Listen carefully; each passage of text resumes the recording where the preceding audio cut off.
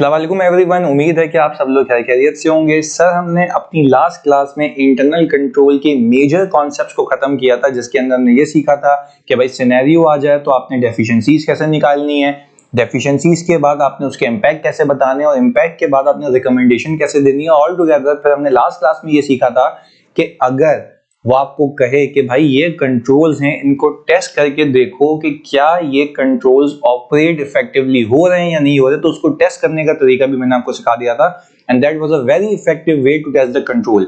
तो खैर वो तो आपके लिए एक गाइडलाइन थी कि अगर आप कहीं फंस जाएं तो आप कंट्रोल का टेस्ट बना सकते हैं।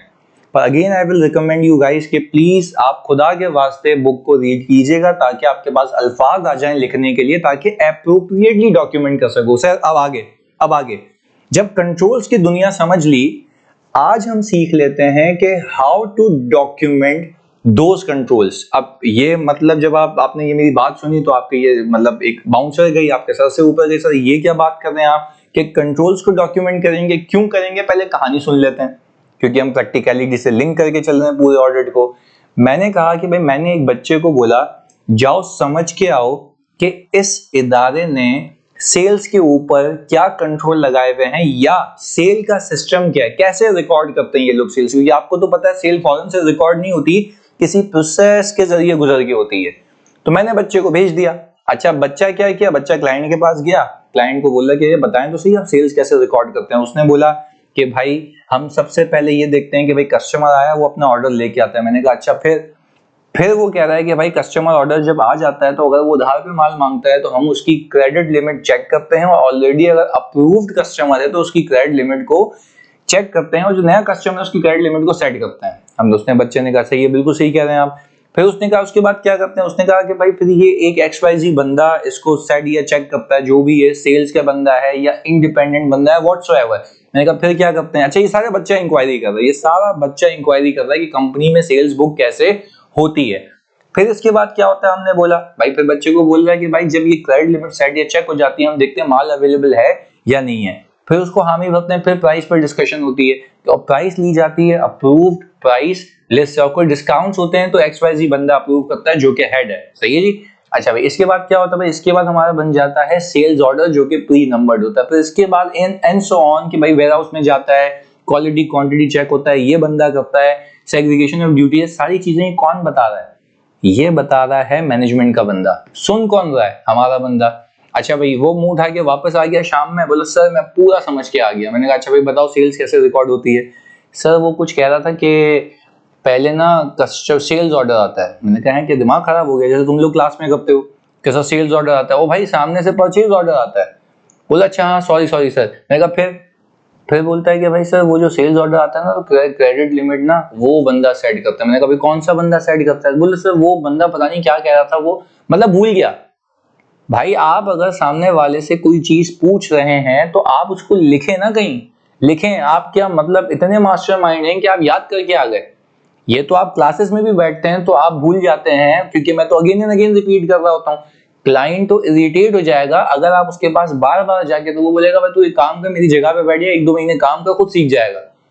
तो समझने की बात यह है कि जब आप क्लाइंट से कंट्रोल्स की सिस्टम की अंडरस्टैंडिंग लेने जाते हैं तो it is very necessary that you should document those systems and those things which have been taught by the client.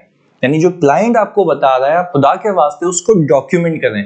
तो आज की क्लास में हम ये सीखेंगे कि क्लाइंट से जो आपने अंडरस्टैंडिंग ऑब्टेन की है सिस्टम की, उसको डॉक्यूमेंट करने के तरीकाकार क्या है। तो पहला मेथड हम सिखाते हैं आपको जिसमें हम कहते हैं नरेटिव नोट्स। अच्छा सर नरेटिव नोट्स का मतलब ये बहुत सुकून से समझिएगा। नरेटिव नोट्स का मतलब ये है कि वो कहता जाए आप लिखते जाओ, वो कहता जाए आप लिखते जाओ, वो कहता जाए आप लिखते जाओ। मजा आया ना सुन के? देखो वही कह रहा हूँ, सामने वाला कहता जाए आप लिखे जा रहे हैं, यानी उसने बोला ये होता है आपने लिख दिया, उसने कहा ये लिख दिया। तो अब तक मैं आपको एक मजे की बात बताऊं, आप लोगों ने जो मेरे साथ इंटरनल कंट्रोल के सवालात किए हैं उन सवालात के अंदर आपको जो पैराग्राफ की फॉर्म में चीजें गिवन थी दोज वर नरेटिव नोट्स। तो वो जैसे कोई बंदा लिख के आया होगा वैसे एग्जामिनर ने आपको लिख के दे दिए और आपको कहा कि भाई इसको उठा के देखो आपको ये रीड करके समझ आता है, तो आपने जब रीड किया तो उसमें से कुछ चीजें गायब थी और कुछ चीजें थी तो वो सही नहीं थी, वो थी डेफिशिएंसीज। बट इसमें से आप डेफिशिएंसी कब निकाल पाए? आप डेफिशिएंसी तब निकाल पाए जब आपने उसको रीड किया, और वो रीड कब किया? जब वो डॉक्यूमेंट हुआ था in narrative form. I hope this is clear, this is making sense. तो वो कहता ही है कि भाई one of the way to document understanding that has been obtained from the client regarding system, regarding internal control is narrative notes, descriptive form में। तो फिर वो कहता है समझ लो इस वाली फॉर्म ऑफ डॉक्यूमेंटेशन के कुछ फायदे होंगे और कुछ नुकसान होंगे। तो सर आए पहले फायदों के ऊपर बात कर लेते हैं। भाई इसका फायदा ये है कि it is very easy to prepare, यानी किसी भी जूनियर को उठा के भेजोगे, यानी जो अभी अभी फॉर्म में एंटर हुआ है, तो वो एटलीस्ट बेसिक नॉलेज, उसको बेसिक अंग्रेजी आती होगी, या तो वो एक अपनी रोमन इंग्लिश में लिख लेगा कि भाई हाँ यार चलो ये होता है, ये होता है, ये होता है, एटलीस्ट डॉक्यूमेंट तो करेगा। तो it is very easy to document कि ये होता है, ये होता है, ये होता है। वो लिखनी तो है कहानी, और क्या लिखना है, जस्ट लाइक अ मैसेज। अच्छा, फिर लिखना इसको आसान है, और फिर मैं ये कहूंगा समझना भी इसको आसान है। अगर समझना इसको आसान क्या है, जरा ये देख लेते हैं। अलग बात, simple and easy to prepare, easily understandable for all teams, यानी कोई भी बंदा टीम का उसको उठा के रीड करे तो उसको प्रोसेस समझ आ जाएगा, यानी it is easily understandable by the engagement team members. आराम से कोई भी रीड करके, यानी अगर मैंने लेट से एक बंदा डॉक्यूमेंट करके आया और दूसरा बंदा उसको रीड करेगा तो उसको समझ आएगा, क्यों? क्योंकि वो लिखा हुआ है। अब अगर मैं एक बंदे को कहूं जाके तुम समझ के आओ, और वो आए और हम बोले भाई इसको समझा दे, अच्छा जी, फिर रात के 12 बजे कॉल किया इसको समझा दे, फिर बोला सुबह आ जाए इसको समझा दे, तो वो बोलेगा भाई कर क्या रहे हो मेरे साथ? तो इसलिए कहा गया कि डॉक्यूमेंट कर लें ताकि ये हमेशा के लिए आपकी ऑडिट फाइल के अंदर चिपक जाए, और कोई भी बंदा आए तो उसको सिंपल उसको रीड करके समझ आ जाए, कहानी खत्म। चलें जी, अब हम बात कर लेते हैं सर इसके डिसएडवांटेजेस की। अच्छा, इसके डिसएडवांटेजेस के अंदर वो कहता है लेंदी है और टाइम कंज्यूमिंग है। लेंदी है और टाइम कंज्यूमिंग है, लॉजिकल सी बात है। देखो, एक तरफ तो ये आसान है बनाना, दूसरा ये है कि आप लिख लिख के मर जाते हैं, क्योंकि आप क्लास में भी बैठे होते हो, मैं आपको ड्राफ्टिंग का कहता हूं तो आप बोलते हैं यार क्यों मैं ड्राफ्टिंग करूं, मैं तो जीता हूं। तो समझने की बात यह है कि ये वाले मेथड ऑफ डॉक्यूमेंटेशन के अंदर आपके कुछ फायदे हैं तो नुकसान भी। नुकसान क्या है सर? इसका नुकसान ये है कि ये बहुत लेंदी है और बहुत ही ज्यादा टाइम कंज्यूमिंग है, क्योंकि इसमें अगर वो बताया जा रहा है तो देयर इज अ पॉसिबिलिटी, आपने देखा भी होगा 2-2 पेज के भी सवाल थे, 1.5 पेज का भी सवाल था, जिसके अंदर आपने ये बखूबी देखा था कि हमने इतनी सारी डिस्क्रिप्शन लिखी हुई थी। पर अब इसका एक और डिसएडवांटेज जो आपको यूं फौरन समझ आएगा, जब आप नरेटिव फॉर्म में डॉक्यूमेंट करते हैं ना, तो रीड करते हुए there is a difficulty to identify the deficiencies, क्योंकि आप भी तो यही भंड मारते हैं कि जब आप इतने बड़े पैराग्राफ में से रीड करते हैं तो बीच में एक लाइन कह जाता है, वो मिस हो जाती है, यानी उसका मतलब मिस हो जाता है।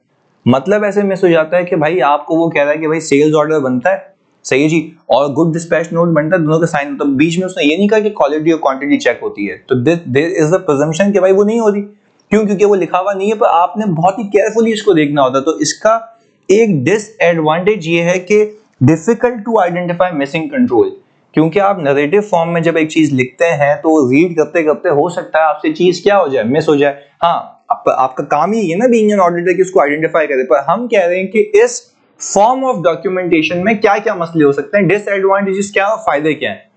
तो ये पहला मेथड ऑफ डॉक्यूमेंटेशन है जो मैंने आपको भी सिखाया, बाकी भी हैं वो भी आगे बात करते हैं, बट आप ये समझ लीजिए कि पहला तो बेसिक फॉर्म ऑफ डॉक्यूमेंटेशन है, दैट इज नरेटिव नोट्स या in the form of written description. फायदे क्या है? Easy to prepare, easy to understand, I am saying easy to understand, not easy to identify deficiencies, क्योंकि deficiency तो बीच में से मिस हो जाएंगे ना, तो आप कहते हैं हाँ यार ये तो मिस हो गया, ये देखे ही नहीं। तो इसीलिए कहा गया कि अगर आप ऐसी डॉक्यूमेंटेशन कर रहे हैं कंट्रोल्स की, दूसरी क्या होती है वो भी सीखते हैं, पर ऐसी डॉक्यूमेंटेशन अगर आप कर रहे हैं कंट्रोल्स की, जो you need to be very careful while identifying deficiencies in your system. बात क्लियर है? अच्छा भाई, अब इसको आगे लेके चलते हैं अगले पे। अच्छा भाई, डॉक्यूमेंटेशन के अंदर अब दूसरा चीज आता है क्वेश्चन आवर्स, दूसरी चीज आती है क्वेश्चन आवर। अच्छा, क्वेश्चन आवर का मतलब क्या है, जरा बात समझ लेते हैं। अब क्वेश्चन आवर वो बंदा अप्लाई करे जिसको वैसे ही सिस्टम्स की नॉलेज और तमीज हो।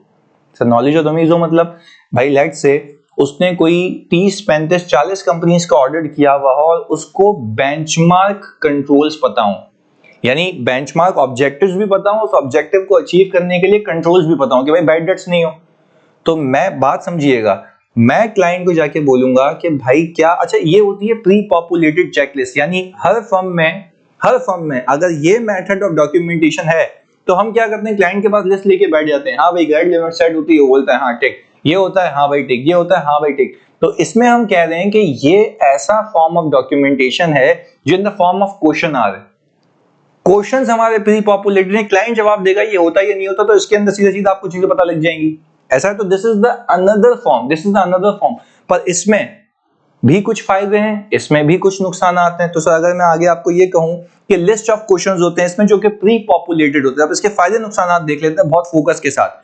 मैंने कहा सर इसमें जो फायदा है ये this is very quick to prepare, कैसे, सवालात हैं यस नो करना है, तो फिर सर वो जो आपने नरेटिव फॉर्म बताया था उसमें क्यों लंबी थी, भाई उसमें लिखना आपको खुद है सब, यहाँ पे तो चीजें लिखी हुई है, इसमें या तो यस करना है या तो नो करना है या तो नॉट एप्लीकेबल करना है, बात क्लियर है। आगे दूसरा, deficiency missing controls are easy to identify, भाई अगर मैं सामने वाले से पूछ रहा हूँ, अगर एक गुस्से वाला क्लाइंट भी है, सही तब गया है, तो सामने वाले से पूछा क्रेडिट लिमिट सेट होती है, नहीं, तो मैंने बोला नहीं होती, अच्छा तो मैंने कहा भाई क्या सेल्स ऑर्डर प्री नंबर्ड बोलता है नहीं, तो मैंने कहा बदतमीजी क्यों करता, बोला भाई जो तुम पूछ रहे हो यस और नो में जवाब देना, बात याद रखिए इससे आगे कनेक्ट करूंगा बात, यस और नो में जवाब दे रहा, हाँ नहीं तपा हुआ है बस बोल रहा हाँ या नहीं, तो जो नहीं है उसको मैं फिल्टर करूंगा, तो मतलब वो कंट्रोल एग्जिस्ट नहीं करते। आई होप दिस इज क्लियर। मैंने उससे पूछा कि भाई क्या यहाँ पे जो क्रेडिट लिमिट सेट करता है क्या वो सेल्स टीम का ही बंदा है, बोलता नहीं, तो मतलब ये वो चल रहा है, पर वो ऑनलाइन आ रहे हैं उसके पास से, पर खैर मेरा मकसद पूरा हो रहा है, मेरा काम पूरा हो रहा है कि मुझे डेफिशिएंसीज इजीली पता लग रही हैं, बात समझ आती है। This is the form of question ask. आगे फिर मैंने कहा सर डिसएडवांटेजेस के अंदर एक डिसएडवांटेज ये कि क्लाइंट में ओवरस्टेट, अच्छा क्लाइंट में ओवरस्टेट का मतलब ये है कि आप जब क्लाइंट से पूछने गए कि क्रेडिट लिमिट क्या इंडिपेंडेंट पर्सन सेट करता है या सेल्स डिपार्टमेंट गए, उसने बोला इंडिपेंडेंट पर्सन, पर वो झूठ भी तो बोल सकता है, देखो ये अलग बात है कि मैं टेस्ट तो करूंगा, उस पर तो कोई दो राय नहीं है, वहां पे चीज पकड़ी जाएगी, बट मैं कह रहा हूं कहने का मकसद ये कि इस फॉर्म ऑफ डॉक्यूमेंटेशन में ये मसला या ये डिसएडवांटेज हो सकता है, बात समझ आ रही है। तो क्लाइंट में ओवरस्टेट का मतलब ये है कि क्लाइंट में फॉल्सली क्लेम कि ये कंट्रोल मौजूद है जबकि असल में वो मौजूद ना हो, जबकि आप अभी डिस्क्रिप्टिव फॉर्म या नरेटिव फॉर्म में जाते हैं तो वहां पे आप एक एक करके क्लाइंट से पूछते हैं कि भाई आप क्या करते हैं, तो पूरी कहानी खुद सुनाता है, यहाँ पे आप कहानी पूछते हैं और वो यस और नो में जवाब देता है, बात क्लियर है।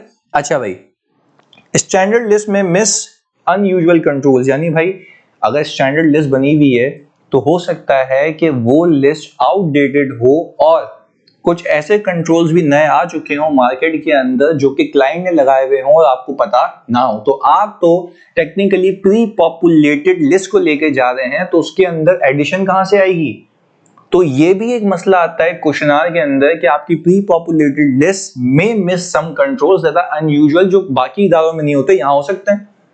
तो सर अगर समरी है इसकी कि questionnaire is also a form of documentation, yes वहां पे भी पता लग जाता है ये कंट्रोल है नहीं है, it is very easy to prepare, देख लो यहाँ पे क्विक टू प्रिपेयर, और डेफिशिएंसी या कंट्रोल्स के मसले इजीली अंडरस्टैंडेबल और सामने आ जाएंगे स्ट्रेट। दूसरे पार्ट पे आ जाओ, इसके नुकसान हैं, क्लाइंट झूठ बोल सकता है, आपका टाइम जाया होगा, और दूसरी चीज ये है कि सर स्टैंडर्ड लिस्ट जो है वो हो सकता है कि कुछ कंट्रोल मिस कर जाए जबकि हो सकता है कि वो प्रैक्टिकली एग्जिस्ट करते हों, बात क्लियर है। अच्छा भाई तो सर ये तो हो गया क्वेश्चन आंसर, अब हम आ गए फ्लो चार्ट्स।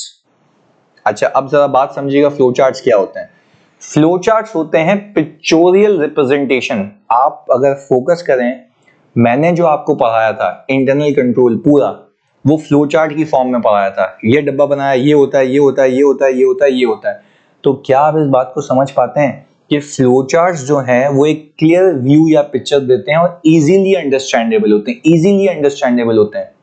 भाई फ्लो चार्ट अगर देखते हो तो क्या एक ही पेज पे आपको पूरा व्यू सिस्टम समझ आ जाता है कि ये होता है, ये होता है, ये होता है, ये होता है, ये होता है, बट आप जब प्रैक्टिकल लाइफ में जाएंगे तो फ्लो चार्ट्स के जो डायग्राम्स होते हैं ना उसके अपने कुछ मतलब होते हैं। लेट्स से अगर मैं ट्राइंगल बना रहा हूं तो उसका मतलब है प्रोसेस यहां से शुरू हो रहा है, अगर मैं रेक्टेंगल बना रहा हूं तो उसका मतलब यह है कि यहाँ पे डिसीजन हो रहा है कि क्रेडिट लिमिट अप्रूव हुई या नहीं हुई, नहीं हुई तो वापस लाएगा। तो मसला यह है कि प्रैक्टिकल लाइफ में जो फ्लो चार्ट्स बनाए जाते हैं उसके कुछ स्पेसिफिक एलिमेंट्स की अंडरस्टैंडिंग होना लाजमी है, यानी मतलब वो हर कोई नहीं समझ सकता। देखो मैंने जो फ्लो चार्ट बनाए थे ना, उसकी एग्जांपल तो इसलिए दी क्योंकि वो इजीली अंडरस्टैंडेबल थे, पर उसके अंदर अगर मैं प्रैक्टिकल लाइफ के फ्लो चार्ट्स को डाल दूं जिसकी अपनी जबान है कि भाई रेक्टेंगल होगा, ट्राइंगल होगा, स्क्वायर होगा, ये सारी चीजों के अपने मतलब है, तो वो मतलब फिर आपको पता होने चाहिए। और सर फिर एक और बात है, अगर आप फ्लो चार्ट बना रहे हैं, सही जी, अगर आप फ्लो चार्ट बना रहे हैं और एक भी गलती हुई तो फिर आपको काट पीट के वापस से बनाना पड़ेगा। यानी अब भाई आप तो, अगर मैं कह रहा हूं कि आप अगर फ्लो चार्ट बना रहे हैं और अगले साल भी ऑडिट पे गए और नया कंट्रोल आ चुका है तो पूरा फ्लो चार्ट आपका चेंज होगा, हिलेगा, क्योंकि बीच में अगर कंट्रोल आ गया तो फिर डब्बे डब्बे ऊपर नीचे करने में मसला हो जाएगा ना। जैसे मैं टेक्नोलॉजी का इस्तेमाल करके उसको सर्कल करके ऊपर नीचे घसीट देता हूं तो फिर वहां पे मुसीबत होती है। तो खैर हर डॉक्यूमेंटेशन के अपने फायदे हैं और हर डॉक्यूमेंटेशन के अपने नुकसान हैं। तो इट्स अपॉन यू कि how you are going to do it. मैं फर्म में अगर बात करूं तो मैं जो है फ्लो चार्ट्स में डॉक्यूमेंटेशन कराता हूं क्योंकि it is very easy to understand. But खैर अगर आपको एग्जामिनर पूछे तो आप कह सकते हैं 3 मॉडल्स हैं, तीनों में से किसी भी जाओ, तीनों के अपने फायदे हैं, तीनों के अपने नुकसान हैं। अब देखो इसका मतलब भी बता रहा है, presentation in the form of diagrams using standardised symbols. अब आपको मैंने बता दिया मतलब स्टैंडर्डाइज्ड सिंबल का मतलब क्या, रेक्टेंगुलर, स्क्वायर, ट्राइंगल, ये सारी चीजें, ओवल, ये सारी चीजें। अच्छा भाई आगे फिर मैंने कहा सर इसके एडवांटेजेस देख लेते हैं। Entire system in one view, बात समझ आती है, एक ही व्यू में सब समझ आ जाएगा, ये होता है, ये होता है, ये होता है, ये होता है, ये होता है, क्लियर है। आगे easy to evaluate using standardised system, भाई इजी टू इवेल्युएट है कि ये हो रहा है, अच्छा कोई चीज मिसिंग है तो सामने अपैरेंटली आ जाएगी। इसके बाद information presented in a logical sequence, logical सी बात है, पूरी सीक्वेंस में आ रही होती है, ये और ये, तो आपको कोई टेंशन वाली बात ही नहीं है। Highlights inter relation between different parts, अच्छा इंटर रिलेशन मैंने अभी आपको बताया, अगर स्क्वायर बना हुआ है तो यहाँ पे बोल रहा है क्रेडिट लिमिट चेक और सेट, अप्रूव हुई तो आगे बढ़ जाएगा, नॉट अप्रूव हुई तो इंटर रिलेशन वापस से प्रोसेस शुरू हो जाएगा, फिर रिक्वेस्ट आएगी, फिर चलेगा, ये सारी चीजें।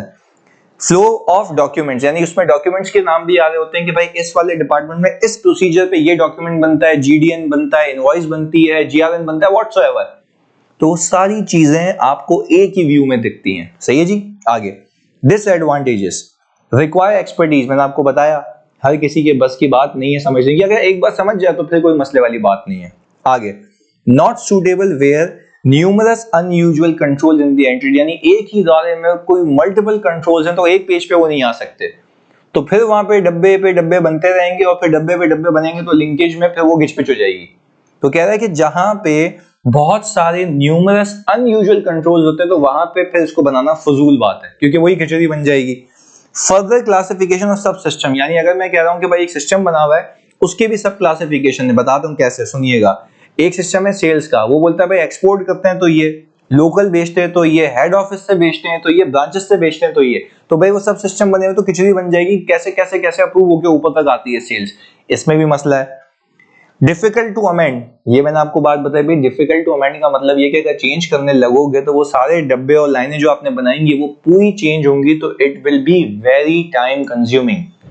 बात क्लियर है जी। तो sir this was all about methods of documentation of internal control, जिसके आपने कहा कि भाई 3 चीजें, 3 तरीके से डॉक्यूमेंट हो सकता है सर। पहला नरेटिव नोट्स, डिस्क्रिप्टिव नोट्स, दूसरा सर क्वेश्चनर्स हो सकते हैं, तीसरा फ्लो चार्ट्स। तीनों के अपने फायदे हैं, तीनों के अपने नुकसान आते हैं। और आपके कोर्स में अगर आप पूछें मुझसे सवाल तो आपके कोर्स के अंदर कभी भी वो नहीं बोलेगा कि फ्लो चार्ट बना के तो पहले हुआ करता था, अब प्रैक्टिकली नहीं है, क्योंकि बच्चा स्केल लेके पेपर में ये बेवकूफी नहीं करेगा, सही है जी। हाँ वो ये कह सकता है कि भाई बताओ सेल्स सिस्टम आपकी नजर में बेहतरीन कौन सा होना चाहिए, तो वो आप पूरा लिख के दे देंगे, जो डिस्क्रिप्टिव नोट्स हैं जो भी है वो आप बता देंगे। पर अगेन वो आपकी कॉम्पिटेंस को, नॉलेज को टेस्ट करेगा, वो आपको सिनेरियो देगा और बोलेगा इसमें डेफिशिएंसीज बताओ। मैक्सिमम ही विल से कि आप ये बताएं कि इस कंट्रोल्स के ऊपर टेस्ट क्या होना चाहिए, बात क्लियर है। और मैक्सिमम ये बोल सकता है कि ये ऑब्जेक्टिव्स हैं, बताओ इस पे कंट्रोल क्या लगाऊं। तो आई hope this is clear sir, मिलते हैं अगली क्लास में, जज़ाकल्लाह।